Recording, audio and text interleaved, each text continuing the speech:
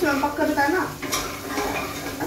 नमस्कार मित्रांनो, माझ्या तुमचं खूप खूप स्वागत आहे. सो आम्ही रुटीन सुरू आहे. हल्ली करते आंघोळ करते. तो आज थोडंसं लेट झालं ॲक्च्युली.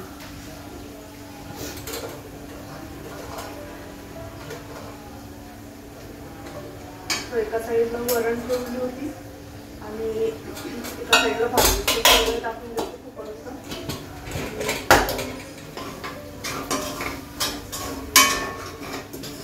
आज करते फुलकोबीची भाजी.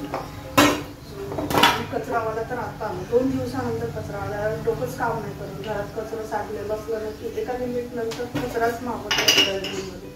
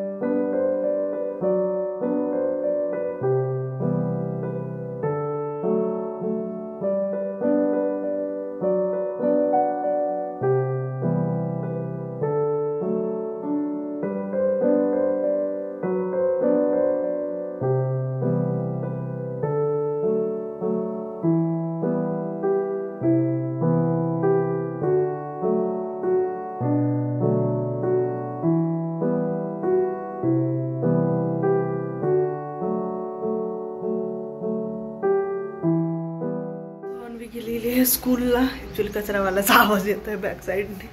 सो 2 दिवसानंतर कचरावाला आलेला आहे आणि मी आवरत आहे कारण इकडे सगळं पसार आहे. रात्रीला येताना चणा घेऊन आलो होतो आम्ही. सो आवरते आता. एडिटिंग झालेलं अपलोडिंगला टाकलेलं आहे आणि नॉर्मल रुटीन सुरू. सो असं असते की मी आधी एडिटिंग करून घेते अन्वी वगैरे गेले की. त्यानंतर मग जोपर्यंत ते अपलोड होत आहे तोपर्यंत माझ्या घरातले कामं आवरून घेते. सो थोडंसं सामानाचं काय म्हणू शकतो चेंज करणं स्टार्ट केलेलं आहे मी. थोडंसं तेच नाही म्हटलं तरी बोर व्हायला लागतं एक लिमिटनंतर. सो त्यामुळे थोडंसं चेंजेस करण्याचा प्रयत्न करत आहे घरामध्ये जेणेकरून फ्रेश वाटायला हवं.